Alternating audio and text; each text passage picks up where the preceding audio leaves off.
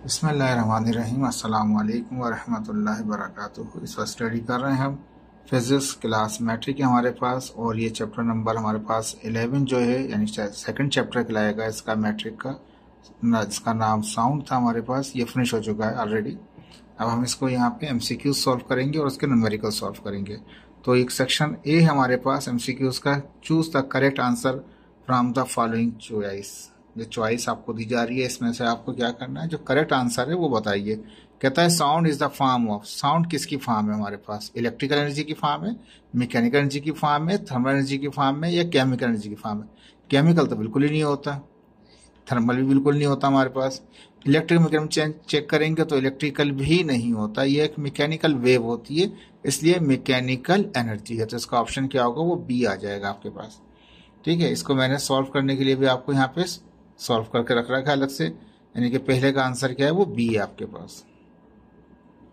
Second में कहता है audible frequency range that are normal human ear can detect. कहता है जो आम इंसान की, क्या कहते हैं, नॉर्मल जो फ्रीक्वेंसी रेंज है सुनने की, कान से सुनने की, जो उसकी ह्यूमन रेंज है हमारे पास, वो कितनी होती है? 10 to 10 kilo hertz, 20 hertz to 20 kilo hertz, 25 25 30 to 30 kilo hertz. हम जानते हैं 20 से 20 किलो हर्ट्ज तक होता है, तो ये ऑप्शन ये नहीं है, आंसर इसका बी है। पहले वाले का भी बी था, दूसरे वाले का भी बी है। ये सिंपल सा, ये पीछे हमने लेक्चर डिलीवर किया उसमें भी बताया था आपको कि 20 हर्ट्ज से लेकर 20 किलो हर्ट्ज तक के अंदर जो फ्रीक्वेंसी है उसको नॉर्मल ह्यूमन ईयर सुन सकता है। ठीक है जी, इसके बाद इसका यहाँ दिखा देते हैं आपको, पहले का भी बी था, दूसरे का भी बी है हमारे पास।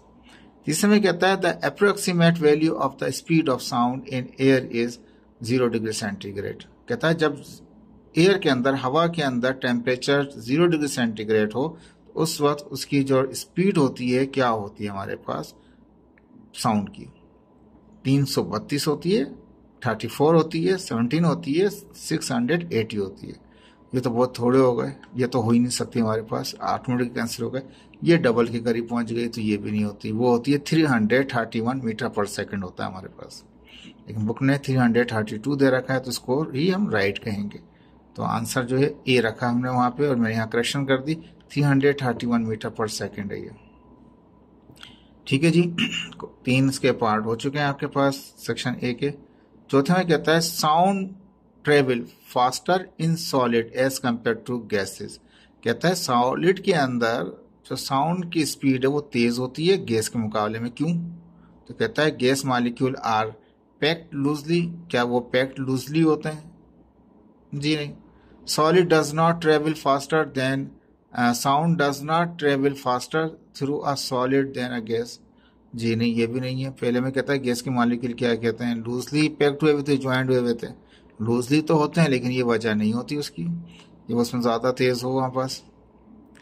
Sound does not travel faster through a solid than a gas. Sound जो है वो तेजी के साथ नहीं गुजर सकता सॉलिड में एज कम्पेयर टू गैस। तो बात ही गलत कर दी, वहां पे कह रहा है कि वो गुजरता है तेज, यानी सॉलिड के अंदर साउंड वेव तेजी से गुजरती है गैस के मुकाबले में। तो यहाँ तो बात ही उल्टी कर दी कि साउंड नहीं गुजरता फास्टर इसके अंदर, तो बिल्कुल ही उस सवाल का ही इनकार कर दिया। तो वैसे ही ऑप्शन निकाल दें, बी तो है ही नहीं, ए भी नहीं है हमारे पास। Solid molecules are packed tightly, वो पैक टाइटली होते हैं हमारे पास, ये वजह होती है। इसकी वजह से क्या होता है, सॉलिड के अंदर वो आसानी के साथ सिग्नल पास हो जाता है। अब देखा जाए तो ये सी, ए और बी एक ही किस्म के मायने। गैस मॉलिक्यूल मूव करते हैं फास्टर, तो मॉलिक्यूल गैस फास्टर मूव करते हैं, इसकी ये प्रॉपर्टी नहीं होती जिसकी वजह से वो ये हो। या दूसरी चीज, ये बात सही है, गलत नहीं है ये बात, लेकिन क्या है, ये इसको रिलेटेड नहीं होती हमारे पास। जो सॉलिड की रिलेटेड बात ये है कि सॉलिड मॉलिक्यूल टाइटली पैक्ड होते हैं। आंसर सी आएगा इसका। The human factor that affect the speed of sound in air is. कहता है जो स्पीड ऑफ साउंड एयर के अंदर है उसके ऊपर 2 फैक्टर इफेक्ट करते हैं, ये हमने पढ़ाया था आपको, टेम्परेचर और ह्यूमिडिटी इन द एयर। तो ये आंसर इसका सी कहलाएगा, सॉरी डी कहलाएगा इसका आंसर। टेम्परेचर का वॉल्यूम के साथ जी नहीं, यानी टेम्परेचर का मास के साथ बिल्कुल नहीं। ह्यूमिडिटी का वॉल्यूम के साथ वो भी नहीं, टेम्परेचर का मास के साथ भी नहीं, मास वॉल्यूम का हवा के साथ, ये तीनों में से कोई भी नहीं है हमारे पास। चौथा ऑप्शन है, जो हमने टॉपिक भी था आपके पास, जो हमने पढ़ाया था कि कौन से फैक्टर इफेक्ट करते हैं। एक टेम्परेचर इफेक्ट करता है स्पीड ऑफ साउंड के ऊपर, एक ह्यूमिडिटी इफेक्ट करती है। तो इसका आंसर डी है, ऊपर वाले का आंसर सी था। यहाँ चेक कर लें, चौथे का आंसर सी होना चाहिए, चौथे का सी है, पांचवे का डी है हमारे पास। ठीक है, क्वेश्चन इसका पार्ट 6 में जाएंगे हम। कहता है the separation between two consecutive compression of a sound wave is called. दो कंसेक्यूटिव कंप्रेशन के दरमियान का जो सेपरेशन है साउंड वेव का, वो क्या कहलाता है? यानी कंसेक्यूटिव से कंसेक्यूटिव तक का जो फासला है उसको क्या कहते हैं? उसको सिंपल हम जानते हैं, उसको वेवलेंथ कहते हैं। एक कंप्रेशन से दूसरे कंप्रेशन के दरमियान का जो स्पेस है वो वेवलेंथ में आता है। ठीक है, टाइम पीरियड भी नहीं होता, फ्रीक्वेंसी में होता है, एम्पलीट्यूड नहीं होता। इसका आंसर क्या हो जाएगा? डी हो जाएगा। ये सिंपल सा, ये पहले ही बताया था आपको, रेयर फ्रैक्शन से रेयर फ्रैक्शन के दरमियान का फासला और कंप्रेशन से कंप्रेशन तक का फासला वो कहलाता है वेवलेंथ। ठीक है, आंसर डी है इसका, छठे का आंसर डी। चेक कर लीजिए यहाँ पे, 6 का आंसर डी है हमारे पास। अब कहता है the order of speed of sound in different medium from faster to the slowest. कहता है कि ये मीडियम बता रहा है हमारे पास, मुख्तलिफ किस्म के ऑर्डर दिखाया जा रहा है हमारे पास डिफरेंट मीडियम के, तेज से हल्के की तरफ। तो ज़ाहिर बात है तेज वो सॉलिड में होता है, तो गैस वाला ऑप्शन पहली खत कैंसिल हो गया, लिक्विड वाला भी कैंसिल हो गया, गैस वाला भी कैंसिल हो गया। सी सोच सकते हैं, तो देखें सॉलिड से लिक्विड, लिक्विड से गैस, आंसर इज सी। सबसे ज्यादा स्पीड सॉलिड में होती है, तो गैस में नहीं होती, ये तो पहले कैंसिल करते, लिक्विड में नहीं होती, ये भी कैंसिल करती, गैस में नहीं होती, ये भी कैंसिल, तीन तो वैसे ही निकाल दिया अपना आंसर। बिल्कुल सिंपल है आपके पास, सॉलिड लिक्विड गैस। सॉलिड में ज्यादा होती है, उससे कम लिक्विड में होती है, उससे कम गैस में होती है। Answer C is the right answer 7 का। छठे का हमारे पास था डी और 7वें का है सी। छठे का डी, 7वें का सी। ठीक है, ultrasound has several uses in medicine and industry. Industry और मेडिसिन के अंदर अल्ट्रासाउंड का बहुत ज्यादा इस्तेमाल होता है। Which one has use of the ultrasound. कौन सा ऑप्शन जो है, जो कौन सी ऐसी एप्लीकेशन है जो इस्तेमाल होती है अल्ट्रासाउंड में? एब्जॉर्प्शन? जी नहीं। पेरिनेंटल स्कैनिंग? जी हाँ, ये प्रेगनेंसी के अंदर उसमें चेक किए जाते हैं हमारे पास, ये पेरिनेंटल स्कैनिंग कहलाएगा हमारे पास। Measuring humidity in air? जी नहीं, ये भी नहीं होता। डिस्पर्शन? ये तीन ऑप्शन नहीं है, आंसर इसका बी है हमारे पास। ये मेडिकल साइंस में पेरिनेंटल स्कैनिंग में इस्तेमाल होता है, तो आंसर उसका बी है हमारे पास, 8वें का। 8वें का बी आंसर था। 9वें में कहता है the causes of echo. Echo किस वजह से होता है? ये तो एक सिंपल सी चीज है, इको रिफ्लेक्शन की वजह से होता है। एब्जॉर्प्शन हो जाएगा तो खत्म हो जाएगा, डिस्पर्शन हो जाएगा तो इधर उधर फैल जाएगा, वापिस ही नहीं आएगा। रिफ्लेक्शन हो जाएगा तो अंदर से गुजर जाएगा, उसके किसी भी मटेरियल के अंदर से पास हो जाएगा, वापिस नहीं आएगा। एब्जॉर्प्शन में वापिस नहीं आ सकता, डिस्पर्शन में इधर उधर हो जाएगा, रिफ्लेक्शन में अंदर से पास हो जाएगा। तो ये तीन ऑप्शन नहीं है, answer C is the right answer. Simple से है, ये मुश्किल नहीं है, सी इसका आंसर था। अब आएंगे हम 10वें सवाल के ऊपर। देखिए इसके सवाल मुश्किल नहीं थे, बहुत आसान थे, ये अच्छी तरह से सुन लेंगे तो भी समझ में आ जाएगा, याद रह जाएंगे आपको। Which type of wave can not travel through the vacuum. कौन सी वेव ऐसी है जो वैक्यूम में से, खला में से, स्पेस में से नहीं गुजर सकती? माइक्रोवेव गुजर सकती है, इंफ्रारेड हो सकती है, एक्सरे गुजर सकती है, एक ही वेव होती है साउंड वेव जो नहीं गुजर सकती। साउंड वेव नहीं गुजर सकती स्पेस में से। नहीं तो जो कुछ धमाके हो रहे हैं सूरज के अंदर, वो हम इस दुनिया में भी सुन रहे होते हैं। ठीक है, ये आसान से इसकी एग्जाम्पल थी आपके पास। ठीक है, ये हो गया आपके पास क्वेश्चन नंबर इसका सेक्शन ए कर दिया। बी आप लोग देख लीजिएगा, सारे सवाल मैंने आपको कराए, उसी में जवाब आते हैं इनके। अब आते हैं हम न्यूमेरिकल के अंदर। तो पहला न्यूमेरिकल यहाँ से मैं सॉल्व कर रखा है पहले से ही आपके लिए। न्यूमेरिकल 1 कहता है हमारे पास कैलकुलेट द स्पीड। स्पीड मालूम करने के लिए कहता है, तो स्पीड का मतलब होता है वी मालूम करना है, ऑफ द साउंड। साउंड की स्पीड मालूम कीजिए एयर में, हवा में मालूम करना है। 850 डिग्री सेंटीग्रेड, यानी स्पीड बताइए साउंड की जब टेम्परेचर कितना हो, 50 डिग्री सेंटीग्रेड। तो स्पीड के लिए वी हो गया क्वेश्चन मार्क पे, मैंने 50 लिख दिया यहाँ पे। ठीक है, स्पीड ऑफ साउंड मालूम करना है आपको 50 डिग्री सेंटीग्रेड पे, और टेम्परेचर दे रहा है आपको यहाँ पे। Given that the speed of the sound at 0 degree centigrade is understood. 0 degree centigrade पे क्या होता है? 331 होता है मीटर पर सेकेंड। तो वो हम इस्तेमाल करेंगे नहीं, फार्मूले में पहले से ही लिखा हुआ है, इसको इस्तेमाल की जरूरत नहीं। टेम्परेचर दिया हुआ तो उसने आपको कितना, 50 डिग्री सेंटीग्रेड, तो उसको कन्वर्ट करेंगे केल्विन के अंदर। 273 ऐड कर देंगे तो ये कन्वर्ट हो जाएगा किसके अंदर हमारे पास? ये आ जाएगा केल्विन के अंदर। ठीक है जी, ये हो गया 50 से 323, और ये थोड़ा गलती हो गया मुझसे, इसको गलत है, ये मीटर पर सेकंड नहीं है, ये जल्दी में कर दिया, ये केल्विन हो जाएगा। इसको सही कीजिएगा आप, इसको केल्विन कर लीजिएगा। ये जल्दी में जब सॉल्व कर रहे होते हैं तो अंदाजा नहीं रहा उसका। वेलोसिटी मालूम करनी थी आपको 50 डिग्री सेंटीग्रेड। फार्मूला हमारे पास होता है एयर के अंदर, तो speed of the sound in air is equal to 331 under radical temperature divide by 273, ये केल्विन है। ठीक है जी, 331 अपनी जगह पर है, 273 अपनी जगह पर है। ये जो टी था जो 323 केल्विन था, के था, वो यहाँ लिख दिया हमने। ठीक है जी, जब इस केल्विन को 323 को डिवाइड करेंगे 273 से, तो रेडिकल में क्या आ जाएगा 1.183 आ जाएगा। जब इसका रेडिकल लेंगे तो 1.087 आ जाएगा। जब मल्टीप्लाई करेंगे तो 359.79 हो जाएगा।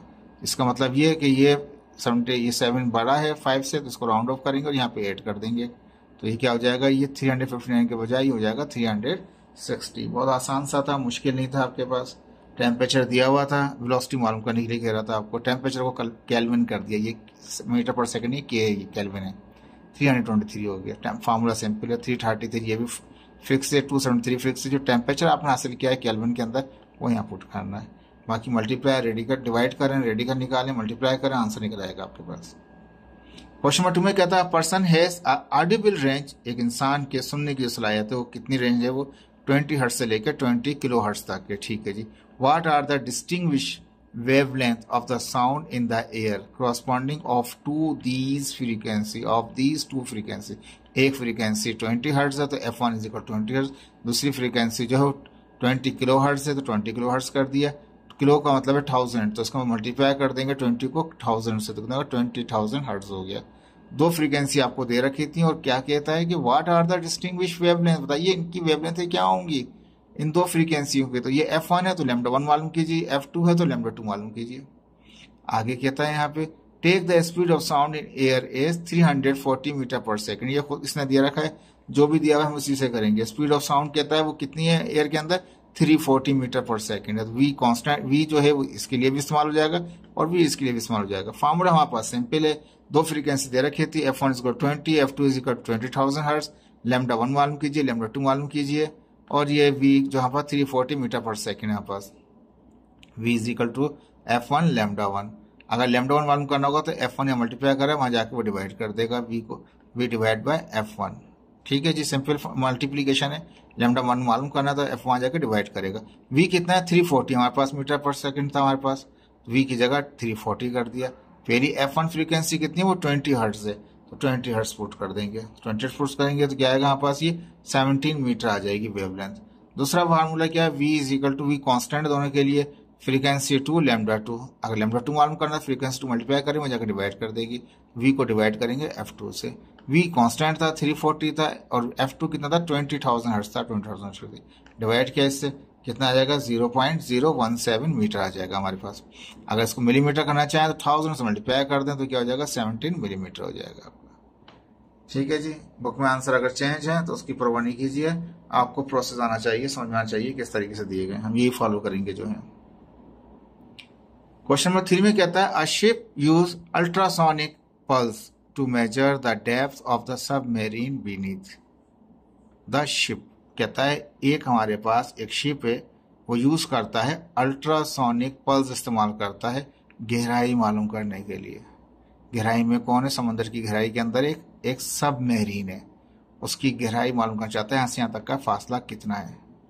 The sound pulsing is transmitting into the sea. ये जो हमारे पास यहाँ पे सोनार इस्तेमाल, इसको सोनार इस्तेमाल किया जाता है इसके लिए, लेंथ डेप्थ मालूम करने के लिए। सोनार से जो क्या कहते हैं पल्स यहाँ पे ट्रांसमिट की जा रही है समंदर में। The echo from the sea bed is received after 40 millisecond. जब वो टकराया, उस सबमरीन से टकराने के वेव आई, टकराई, और वापस जब आया तो इको जो आया कितनी देर तक में पहुंचा, वो 40 मिली सेकेंड में, M milli S for second, तो 40 मिली सेकेंड में वो सिग्नल टकरा के वापस आया। यानी कि जाने का भी टाइम है और आने का टाइम भी, दोनों टाइम शामिल हैं। तो कहता है कि the echo from the sea bed is received, sea bed से टकरा के इको रिसीव हुआ आफ्टर 40 मिली सेकेंड में। ये आपको टाइम दे रखा था 40 मिली सेकेंड, उससे पहले कुछ भी नहीं दिया हुआ। मिली है तो मिली का मतलब कि डिवाइड कर दें उसको 1000 से, तो नॉर्मल वो सेकंड में आ जाएगा। 40 को डिवाइड करें 1000 से तो क्या हो जाएगा, मिली सेकंड हो जाएगा सेकंड के अंदर, तो कितना आ जाएगा 0.04 सेकंड हो गया। ठीक है, एक चीज दी थी अभी। The speed of sound in sea water is 1480 metre. समंदर के अंदर जो स्पीड होती है साउंड की वो होती है 1480 मीटर पर सेकेंड। ये दे रखा था आपको, लिख लिया। Calculate the depthness of submarine. Submarine की गहराई बताइए, यहाँ से यहाँ तक का, शिप से सबमरीन तक का फासला बताइए क्या है। ठीक है, टाइम जो है वो आने और जाने का दोनों है। याद रखिए जो डिस्टेंस निकलेगा उसको डिवाइड बाय हाफ करना पड़ेगा, तब जाके वो डिस्टेंस क्लियर आएगा, क्योंकि ये टाइम के अंदर जो है ये भी शामिल है और आने का भी दोनों शामिल है। S is equal to V T. S कितना है 1480 है, टाइम कितना है 0.04 है हमारे पास। तो ये जो डिस्टेंस आया ये पूरे टाइम का, यहाँ से वापस आने तक के टाइम का है। हमें तो एक ही फासला चाहिए, आने जाने का कोई चाहिए फासला, हमें तो फासला एक चाहिए जो यहाँ से यहाँ तक का हो। तो क्या करना पड़ेगा, अकॉर्डिंग टू इको के मुताबिक, echo time is the total time of sending and the receiving signal. Echo time क्या होता है, वो सेंडिंग और रिसीविंग सिग्नल का कंप्लीट टाइम होता है, यानी आने जाने का टाइम कंबाइन हुआ होता है इसके अंदर। तो हमें तो एक ही फासला चाहिए, ये कोई यहाँ से यहाँ तक का फासला और वहां से यहाँ तक का फासला वो नहीं मान, हमें तो एक ही फासला है शिप से लेके यहाँ सबमरीन तक का। तो क्या करना पड़ेगा, जो भी एक्चुअल डिस्टेंस क्या होगा, जो भी डिस्टेंस आपने निकाला है उसको डिवाइड करें 2 से, तो वो डिस्टेंस आ जाएगा शिप से लेके हमारे पास सबमरीन तक का। तो 59.2 था, डिवाइड बाय 2 किया 29.6 हुआ, और 29.6 का उसको राउंड ऑफ किया तो ये 30 मीटर कर दिया हमने।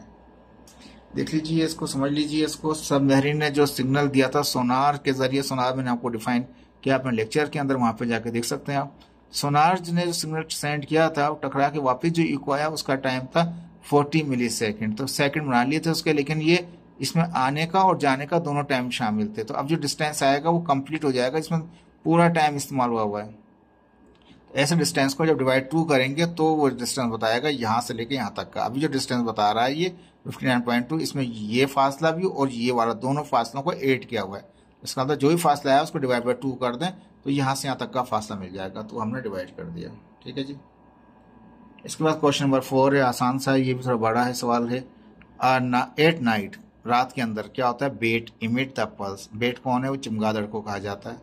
इसमें आंखें नहीं होती, लेकिन क्या करता है, इस सिग्नल ट्रांस करता है, और इसी सिग्नल ट्रांस करने से अंदाजा लगाता है कि करीब में कौन कौन सी चीजें हैं, क्योंकि जिससे टकराता है फिर वापस इसको इको आता है, तो अंदाजा हो जाता है इसके करीब में कुछ है या नहीं है। जब नहीं होता तो ये फ्लाई करता है, जब होता है तो ये उस डायरेक्शन में फ्लाई नहीं करता, तो किसी दूसरी डायरेक्शन में जाता है। अब यहाँ पे क्या होता है कि रात के अंदर जो बेट है, देखिए अल्लाह ताला की शान है, उसने उसको आंखें नहीं दी हैं, तो उसको ऐसा सिग्नल ट्रांस करता है, वो आवाज अपने साउंड निकालता है, वो साउंड का जाता है और वो वापस भी आता है, उसका इको करके आता है।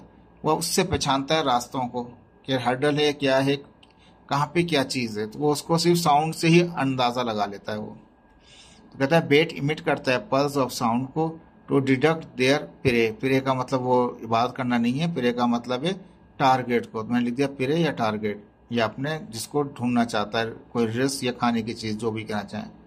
तो कहता है रात के अंदर बेट क्या करता है, इमिट करता है साउंड को, आवाज निकालता है मुंह से, वो आवाज जाती है, टकरा के वापस आती है, तो अपने प्रे को, अपने टारगेट को ढूंढता है वो उसके जरिए।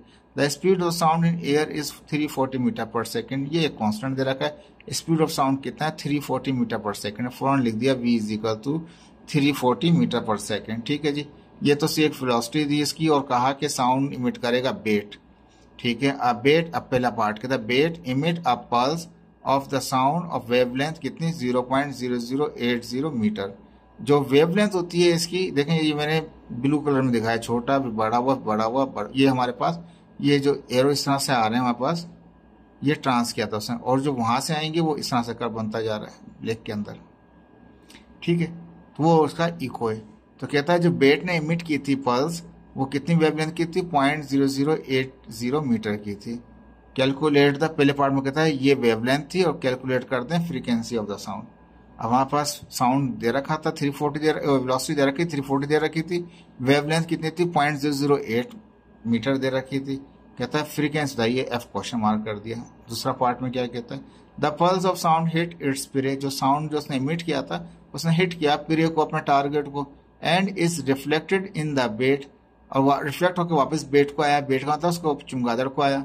The bat receives the pulse 0.10 second. जो रिसीव किया उसने टाइम कितना था 0.01 सेकेंड था, आफ्टर इट इज इमिट, जब उसने इमिट किया अब रिटर्न जो हुआ वो 0.10 सेकेंड था उसका। Calculate the distance between travel by the pulse sound during this time, इस टाइम के अंदर बताइए कितना फासला होगा। अब इस टाइम में जाने का भी और आने का भी है, ठीक है। इसको क्वेश्चन मार्क कर दिया। टाइम कितना 0.10 दे रखा था।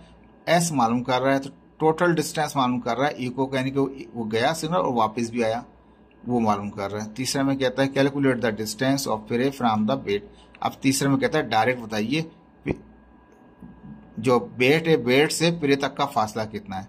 टाइम वही रहेगा 0.10 ही है, 0.10 ही है, लेकिन अब सिर्फ फासला ये बताना है कि ये चमगादड़ से बेट से प्रे तक का टारगेट तक का फासला था। ये जो पहले कह रहा था पॉइंट इसमें 2 में कह रहा था, उसमें कह रहा था कि जाने और आने तक का बताइए कितना फासला हो जाएगा। ये 3 अलग अलग किस्म के डेटा हैं, तीनों को सॉल्व करेंगे। तो अब ये हमारे पास f इंटू लेमडा हमारे पास फार्मूला होता है। v मालूम है, लेमडा मालूम है, f मालूम करना होगा। v is equal to F lambda, ठीक है। पहले पार्ट के लिए हमें क्या करना है, हमें उसने कहा है कि पहले पार्ट के अंदर फ्रीक्वेंसी मालूम कीजिए। थोड़ा गलत हो गया ये, जल्दी के अंदर बहुत ही जल्दी कर दिया हमने। v is equal to F lambda है, देखें इसको करेक्ट कर लीजिएगा। तो हमें मालूम करना था f मालूम करना था इसके अंदर। तो f मालूम करना होगा तो f यहाँ जाएगा, लेमडा वहाँ चला जाएगा, ठीक है। ये f यहाँ पे f आएगा, यहाँ पे लेमडा आ जाएगा, ठीक है। ये बहुत जल्दी मैंने किया था इसलिए थोड़ा सा मिस्टेक हो गया, इसको एक्सेप्ट कीजिए। हमें क्या मालूम करना है, फ्रीक्वेंसी मालूम करनी। ये यहाँ फ्रीक्वेंसी आएगा, लेमडा यहाँ जाएगा, क्योंकि v कितना था वो 3.340 था हमारे पास। v कितना था 340 था और वेवलेंथ कितनी थी, ये इतनी थी। हमने रखा फार्मूला सही था, लेकिन इसको यहाँ पे क्रॉस के अंदर सही नहीं कर सके जल्दी के अंदर, लेमडा छोड़ दिया। यहाँ पे फ्रीक्वेंसी छोड़ना था, यहाँ फ्रीक्वेंसी f आएगा, यहाँ पे लेमडा आ जाएगा v अपॉन लेमडा, ठीक है। और यहाँ पे ये f होगा, ठीक है। ये बिल्कुल ही गलत कर दिया हमने इसको आप करेक्ट कर लीजिएगा। जब डिवाइड करेंगे इसको आंसर ये आएगा, लेकिन किलो हर्ट्ज ये 42,500 है। पॉइंट यहाँ पर है, पॉइंट को यहाँ ले आऊँगा 42.5 किलो हर्ट्ज जाएगा। ये बहुत ही गलत कर दिया जल्दी के अंदर, सारा का सारा ये गलत हो गया। इसको देखिए यहाँ पे फार्मूले में सिर्फ थोड़ी सी मिस्टेक हो गई जल्दी में। ये f यहाँ रहेगा, लेमडा वहाँ जाएगा, ठीक है। यहाँ पे f आएगा, यहाँ पे f आएगा, यहाँ पे f आएगा, ये आप इसको कर लीजिएगा।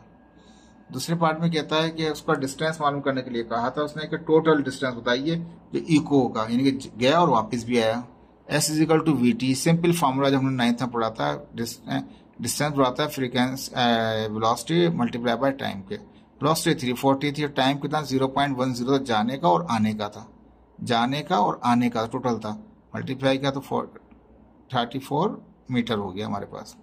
दूसरा फार्मूला जो था वो भी यही था, s is equal to V T, यही डेटा रखा हमने। लेकिन हमें कहता है कि अब पहले वाले में कहा था कि जाके वापस आने का था, और दूसरे वाले में पार्ट में कहता है सिर्फ बेट से प्रे तक का बताइए। तो जो भी ये निकला हुआ है हम दोबारा निकाल दिया इसको, लेकिन distance from bat to prey, bat से प्रे तक क्या होगा, जो भी डिस्टेंस है उसको डिवाइड बाय 2 कर दें। उसको डिवाइड बाय 2 क्या 17 मीटर आ गया हमारे पास, ठीक है। ये देखें ये आसान था, बहुत ही आसान था। लेकिन दूसरे पार्ट में जाके वापस आने तक का था तो पूरा टाइम इस्तेमाल हुआ, और दूसरे पार्ट में से कहा था सिर्फ बेट से वहां तक का, वापस आने का सिर्फ जाने का था। इतना बताइए फासला कितना होगा। तो वो जितना भी फासला था उसको टोटल को डिवाइड कर दें आप 2 से, तो वो सिंगल निकल आएगा। बस एक मिस्टेक हो गई है, इसको एक्सेप्ट करें। इसको एफ यहाँ पे एफ रहेगा, यहाँ लेमडा आएगा, यहाँ एफ आएंगे, ठीक है जी। होपफुल कि आपको समझ में आया होगा। अल्लाह हाफिज।